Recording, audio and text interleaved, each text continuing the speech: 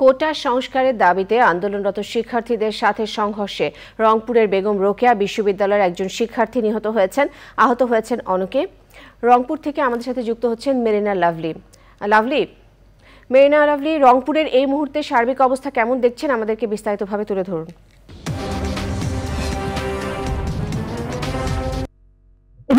সকাল থেকে যেহেতু বিভিন্ন শিক্ষা প্রতিষ্ঠানের শিক্ষার্থীদের আন্দোলনের মুখে রংপুর ছিল খুব অনেকটা উত্তপ্ত, এবং সেই আন্দোলনকে কেন্দ্র করে যারা কোটা সংস্কারের পক্ষে যে আন্দোলনকারী শিক্ষার্থীরা তারা কিন্তু বিভিন্ন পয়েন্টে অবস্থান নিয়েছিলেন, এবং আজকের যে পরিস্থিতি সেটি হচ্ছে যে তাদের আন্দোলনের সাথে পুলিশের যে একটা বাধা সবকিছু মিলিয়ে একটি সংঘর্ষের ঘটনা ঘটে, এবং সেই সংঘর্ষে পুলিশ, সাংবাদিক এবং শিক্ষার্থীরাও আহত হয়েছে।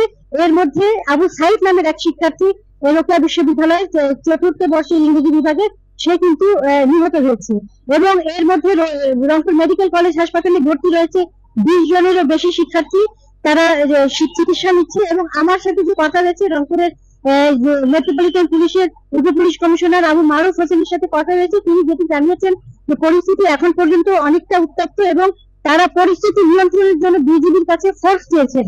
এবং এখন কিছুক্ষণ আগে আমি যখন প্রেস ক্লাব চত্বরে ছিলাম, এখান থেকে সাজোয়া যান তারা রোকেয়া বিশ্ববিদ্যালয়ের দিকে গেছে, কারণ ইতিমধ্যে তারা সেখানে একেবারে অবরোধ করে রেখেছে, এবং তাদের আন্দোলনের মুখে কিন্তু রংপুরের 6টি জেলার সাথে রংপুরের এখন কিন্তু পুরো যোগাযোগ ব্যবস্থা একেবারে বিচ্ছিন্ন হয়ে পড়েছে। সবকিছু মিলিয়ে রংপুর আন্দোলনকারীদের আন্দোলনে অনেকটা উত্তপ্ত, এটি আমরা বলতে পারি। বিজিতা, ধন্যবাদ।